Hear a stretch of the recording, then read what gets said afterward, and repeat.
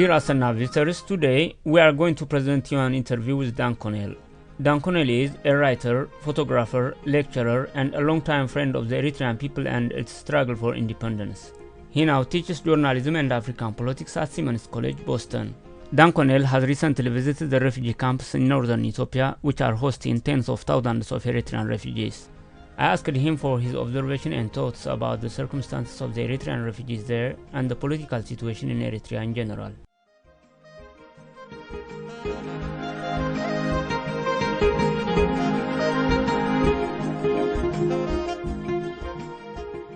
Thank you very much, Dan Connell, for your time. Recently, you have visited the refugee camps in Northern Ethiopia, which are hosting many Eritrean refugees. Can you please tell me what you have seen there? What is the situation of the Eritrean refugees? Well, it's a situation in considerable flux because you've got some people being resettled and moving on to other countries, some people moving out of the camps and elsewhere into Ethiopia under the open camps policy that Ethiopia has put into place.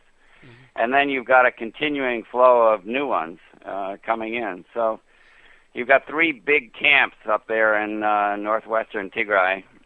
Each one of them is a little bit different. The Shemelba, the first camp to be set up in 2003, 2004, shows the signs of people moving out, with parts of it beginning to disintegrate as mud brick houses come apart under the strain of the weather. And then at the other end of it, you've got Adi Harush, which is the newest one set up 2 years ago that is, according to refugee officials, filled now to capacity, and many of the dwellings there are tents, showing that you've got newcomers who are just getting settled. One of the most disturbing parts to it was the increasing trend toward unaccompanied minors coming across the border. So there were many young kids down to 8, 10, 12 years old, girls and boys. Yeah. And in addition to the three camps there, Mayaini being the third, I also spent a day at Ndabaguna, which is the reception center where all the newcomers are brought. And it was there that I saw a very large number of these young children waiting to be assigned someplace while they were being screened, and of course while the Ethiopian refugee authorities were waiting for placement. Mm-hmm. Actually, we are just talking about the three camps that you have visited, but there are also other camps in the Afar region, I think. There are two very large camps that are way to the east from there, and they weren't really accessible from where we are. Mm-hmm. And so altogether you've got 5, and the Ethiopian officials are talking about setting up a 6th. Mm-hmm, mm-hmm. Dan Connell, official figures coming out of Ethiopia indicate that there is exodus of Eritrean refugees. The monthly arrival to Ethiopia alone is said to be more than 1,000. What can you say about this? Did you get a sense of that during your stay there? Yes, at the reception center we saw people who had come in. We were able to interview them without any Ethiopian officials present, and the rate was somewhere between 30 and 35 a day, which is going to come out to the numbers you're talking about. And that doesn't even count the ones that are coming into the Afar region. As I said, you've got a significant number of unaccompanied minors coming across, and in many cases what you're seeing is kids who are searching for older brothers or sisters or mothers or fathers who have left before, sometimes hastily because of the political situation inside. And of course you've also got a significant number of young men, which makes these camps very different from most refugee camps in the world, where you find mainly women and children and the elderly. Here you've got a very large segment of young men who are coming out because of the conditions of national service. As you know, Ethiopia is just one of the exits for Eritreans. Many others are fleeing to Sudan and some to Yemen and Djibouti. How severe is the refugee problem in Eritrea now? Seems, I guess it is a bit frightening, as I can sense it from your impression. So, is it safe to say that it has reached that crisis level? Well, I think it's been at a crisis level for a while, but it's certainly intensifying. Yes, there are refugees going out in all directions. Sudan sees a good number of refugees going out. And of course, we've seen in the media coverage of the situation in Israel that many going in that direction have tried to make their way across Egypt to Israel, and often at great personal risk. And now reaching Israel and finding a much less welcoming greeting than they used to. You got partly this has got to do with where people are coming from, and what their background is. The refugees in eastern Ethiopia, of course, are largely coming out of the Afar areas, and some of them are also going to Djibouti.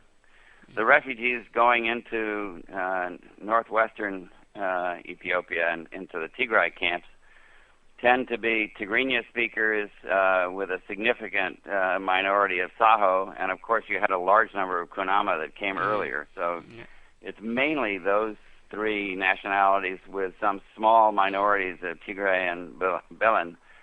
And in Sudan, of course, you've got people that are coming out of the coastal areas in the western lowlands that go out in that direction, and so there's an ethnic and a regional character to this as well as a political character.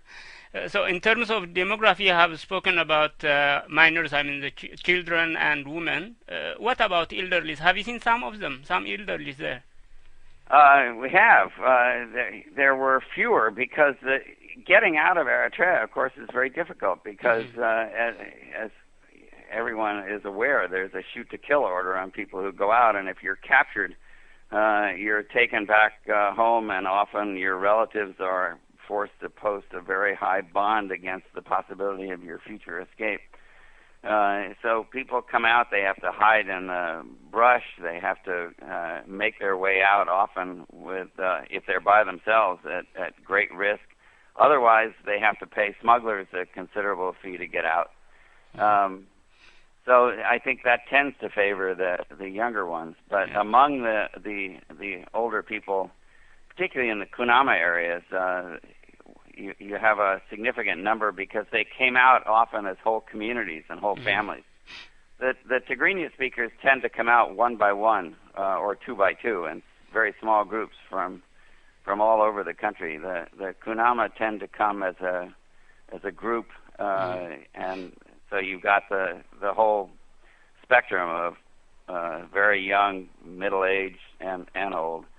One of the Kunama refugees that I spoke to was Germano Nati's brother. He came out, of course, with his community. Germano Nati being the one who was detained with the G50. The former governor of Gashbarka province. Yeah, that's right.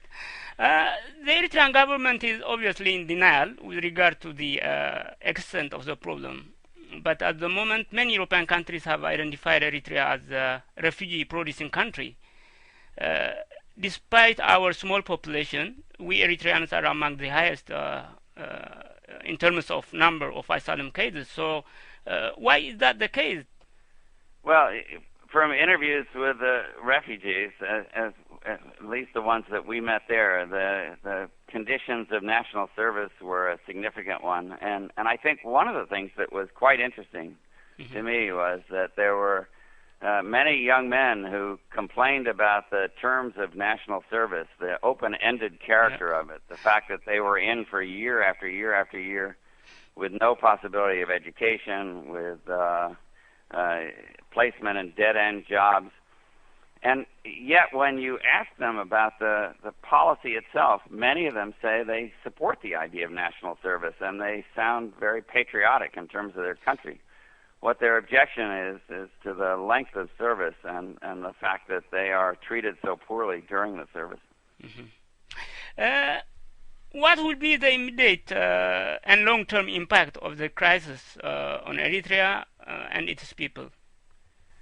Well, whenever you've got a significant portion of young, working-age men and women fleeing a country, you're basically gutting the workforce and making it very difficult for the country to develop in the future, except under conditions of this sort of forced servitude. You're also weakening the armed forces in a significant way. So this is a significant setback to Eritrea's prospects for future development. As a friend of the Eritrean revolution for independence, you have seen the enthusiasm and sacrifices of the fighters, for Eritrea and its future. Did you have any doubts this might happen after Eritrea's independence? What would you say about the overall political situation of the country in relation to this? Well, I'm sure you're aware from my previous writing that at the point of independence, I was very hopeful about the future of Eritrea, and my book, Against All Odds, which was written in the very early 1990s and then updated in 1996 and 97, continued to carry that optimism. I also had by that time seen signs that were making me uneasy about the situation. Some of those I detailed in a long personal paper titled "Enough," which is up on my website. And among those, of course, they started with the decision of the Eritrean government, the transitional government, in 1991, not to let the ELF and other opposition groups come back in to the country unless people completely denounced their affiliation and their heritage. That was a sign that the commitment to an open democratic society in which ideas would do battle with each other for support was really being crippled right at the starting gate. Then there were a whole host of other things that happened during that time, and I think as I've said, I think in other occasions, my mistake and that of other people who were also worried by these things was that we kept the criticisms and questions about them private and allowed the situation to percolate along to the point in 1998, 99, 2000, when the overarching impact of the border war allowed the people close to Eyasu to basically grab hold of the whole heritage of that revolution and take it in a very undemocratic direction and use the threat of Ethiopian advantage to crush any kind of discussion or criticism of it. And I think in doing so, they have not only done a disservice to all those who fought and many of those who died for the liberation of Eritrea, but also to the future generations. As you have been saying, the refugee crisis in Eritrea is just manifestation of the internal political crisis. So how can we Eritreans achieve fundamental solution of the whole problem? And what can we expect from the international community? Well, those are interesting, closely related questions. I'm going to take the second one first. What you can expect from the international community is not very much at this point. I think that in terms of international responses to crises like this, Eritrea is not the only situation where you've got a dictatorial regime and a restive population that's suffering under it. But take a look around at the other such situations to see how the international community responds, and you will see the first question another country or government is going to ask is, if this situation changes, what comes next? And I think that takes us back to your first question. Without an answer to that question, you're not going to see very many countries being willing to take a chance on stirring up the situation in Eritrea because there's a great fear of chaos at the other end of it. The biggest problem, of course, and I'm not the first one to say this, the biggest problem at this point is the opposition is so scattered and so internally divided and without clarity about what it stands for that I don't think it can be terribly effective and it's not going to generate much international. So the biggest challenge now, it's not to come up with a piece of paper that says we stand for this. It's to demonstrate in some clear way that those who would provide or consider themselves an alternative to the PFDJ really stand for something different. Mm-hmm. And I think the experience of the refugee camps was telling in this respect. The refugees say they never see any of the opposition groups unless they want to come there to recruit them. Yeah. During your stay in the refugee camps, have you come across any young Eritreans who might have the will to organize themselves and to contribute towards this change in Eritrea? What is the mood among them? Yeah, I saw many, a minority, I'll say, but still a significant number who wanted to see a change in Eritrea, but they were extremely discouraged, and most of them pointed to the disorganization of the opposition. You also have many of them, I think, who are disillusioned by the situation inside, and are focused mainly on trying to take care of themselves and to get out where they can function go further, probably, yeah, either deeper into Ethiopia or back. Yeah. I actually met with a number of young people in Addis Ababa, who were, in some ways, the ones most focused on staying in the region and not going further. And I even saw some Eritrean refugees who had gotten out as far away as South Africa and other countries, and had come back because they felt like there was the possibility of change beginning to develop inside Eritrea, and they wanted to be close to it and have something to do with it. But frankly, my own opinion is that at this point, the fragmentation and lack of focus, and it's that lack of focus, too, of the opposition, means that if significant change in the future in Eritrea is likely to come from inside the country, not outside.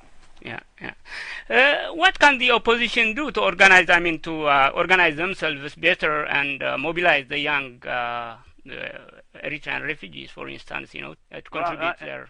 Once again, I would go back to the issue of how do you see this happening in other experiences? And just as an aside here, I think that one thing that is disappointing sometimes in looking at the Eritrean opposition, whether it's in Ethiopia or elsewhere, is that there is a tendency not to look at the experiences of other struggles to see what works and what doesn't, to somehow treat Eritrea as completely exceptional to all the rest of the historical experience of peoples in struggle. And I think that's a terrible mistake. Even to the point of the Eritrean experience. How did the liberation movements, the ELF and the EPLF, develop and deepen their popular support to the point where they could challenge Haile Selassie and Mengistu? They did it because they were immersed within the population, doing social services, education, mobilization that actually had a difference, made a difference in people's lives. It wasn't just that they went around giving speeches. And today, look around at the political movements that are developing in the strongest ways. They tend to be the Islamist groups, the ones that have for years been doing charitable work at the community level, taking care of widows and orphans, and resolving problems of health and education and security in neighborhoods, much as the Eritrean movements did in the past. This is what the opposition should be doing now, instead of having meetings with each other to try to come up with declarations and pieces of paper. They should be working with the refugees through perhaps an NGO that Ethiopia would accept up in the camps. They could be working with refugees in the UK, in the US, in Europe, and Australia. They should be doing something that could be measured and evaluated by people to see who is really qualified to lead us and who isn't. And instead, they're just making speeches and writing new documents. One current example of what you are saying is the situation in Egypt, for instance, the Islamic Brotherhood, And look at how many years they spent doing this, because it took a long view. And built that base, and so now when things collapse, in Egypt and across North Africa and much of the Middle East, the so-called Arab Spring. They're the ones who are positioned. Now, I would suggest that in Eritrea we might see something similar, that as we all know, the situation is so repressive in the country that it's impossible to start challenging at a low level. Instead, as in some of these other much more repressive societies, when things start to unravel, they will happen very quickly and all at once. And whoever is positioned at that point with significant popular support will emerge, at the front. Finally, coming back to the immediate refugee problem in Northern Ethiopia and elsewhere, what should the Eritreans and the international community do to improve the situation of the Eritrean refugees? Well, I think there are a couple of things that I took away from the experience. That there are people that are fairly well organized in these camps. There are women's associations. There are camp committees that are managing things. There's a good school in Ma'aini that goes up to the 10th grade. There's a school in Adi Harush that goes up to the 1st grade. There is a Kunama-based relief organization that is attempting not only to take care of people's immediate material needs, but also to protect and conserve Kunama culture. So there are vehicles up there through which to work. I think that the diaspora should be organized in a way to try to contribute toward the Eritreans in that situation, and particularly in trying to do so across ethnic and religious and regional lines, so that the Kunama, who are struggling mightily to stay close to Eritrea and not get dispersed and see their culture broken up, should be supported by everybody. Instead, unfortunately, what you see is largely one-on-one support, with people sending money to individuals, and within their historical, linguistic, and ethnic communities. So I think here's a chance to really help people in a concrete way, and also to demonstrate a commitment to a multicultural future of Eritrea. You are aware, of course, of the situation in Sinai, the torture and everything which is happening there. Horrendous. How can we highlight it to the international community so that something will be done? Well, you're right. I think it is one of the most gruesome and awful human rights situations in the world today. Given the commitment of Europe and the United States to the Middle East and to Egypt and to Israel, I think that the pressure brought on our governments to deal with the situation should be a major focus. The best way to really get attention to that is to keep telling the stories and getting first-hand accounts of what's going on in the hands of people who can make a difference, which could be political figures, NGOs and human rights organizations, and of course the media. So the kind of work that you're doing at Assenna, I think, is perhaps the most important in this. Okay, thank you very much, Mr. Dan Connell, for your time. I really appreciate that. You're welcome. I look forward to having this conversation in Asmara. Yeah, thank you, Mr. Dan Connell.